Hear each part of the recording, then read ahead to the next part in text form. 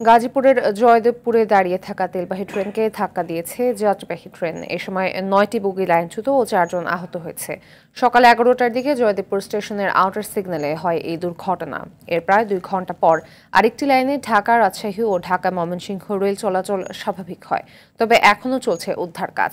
গাজীপুর থেকে কামরুল হোসেন বিপ্লব ও আজহারুল ইসলামের তথ্যছবিতে সৈয়দ মাহমুদের রিপোর্ট। সানবিট সব দিবে সামাল। সানবিট ম্যাজিক প্রেস ডিশওয়াশিং এর মাথা ঘোরানো সলিউশন। ঢাকা থেকে ছেড়ে আসা তেলবাহী ট্রেনটি জয়দেবপুর স্টেশনে দাঁড়িয়েছিল। এ সময় বিপরীত দিক থেকে ছেড়ে আসা টাঙ্গাইল কমিউটার ট্রেনটি চলন্ত অবস্থায় তেলবাহী ট্রেনের সামনে সরাসরি আঘাত করে। এতে বিকট শব্দে পুরো এলাকা প্রকম্পিত হয়। জয়দেবপুর রেলওয়ে ও পুলিশ জানিয়েছে, তেলবাহী ট্রেনের 5টি এবং যাত্রীবাহী ট্রেনের 4টি বগি লাইনচ্যুত হয়েছে। এতে ট্রেনে থাকা একটি ট্যাঙ্কার থেকে তেল গড়িয়ে পড়ছে।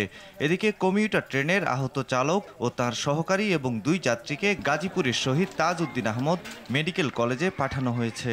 তেলের একটা লরি ফেটে গেছে, ফেটে যে ওইখানে দাহ্য পদার্থ যেটা ডিজেল, তো দাহ্য পদার্থ সেটা বের হয়ে যাচ্ছে। আমরা আশঙ্কা করছি যদি আমরা সচেতন না থাকি এখানে যে কোনো দুর্ঘটনা ঘটতে পারে, তবে আমরা সচেতন আছি। দুর্ঘটনার প্রকৃত কারণ এখন পর্যন্ত জানা যায়নি, তবে কেউ কেউ বলছেন সিগন্যাল ম্যানের ভুলের কারণেই এমনটা হয়েছে।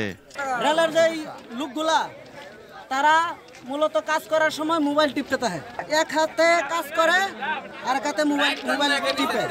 এই 2-3 মিনিট আসার পর এই গাড়ির লাইন হঠাৎ করে এই সোজা যাওয়ার কথা এটা সোজা করে ডাইনে চলে গেল। ডাইনে চলে গিয়েই অ্যাক্সিডেন্ট হয়ে গেল।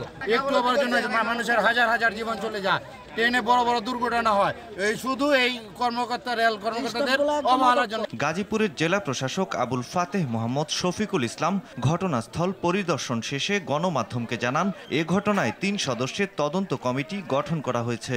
উদ্ধার প্রক্রিয়ায় যুক্ত হয়েছে ঢাকা থেকে আসা বিশেষ ট্রেন। কারো না কারো ভুলে এটা আসলে হয়েছে, এটা টেকনিক্যাল ভুল থাকলে সেটাও আমরা ধরতে পারবো, আর যদি কারো ভুলে থাকে রেল কর্তৃপক্ষ অবশ্যই তার বিরুদ্ধে ব্যবস্থা করবে। আমরা ফায়ার সার্ভিসের মাধ্যমে ট্যাঙ্কার থেকে তেলটি অন্যত্র স্থানান্তর করার ব্যবস্থা গ্রহণ করব, যাতে আবার নতুন করে এই তেল সংক্রান্ত কোনো দুর্ঘটনা না ঘটে। আমরা যারা পর্যন্ত গরম এই বিষয়ে আমরা লোকজনকে সরিয়ে দিচ্ছি।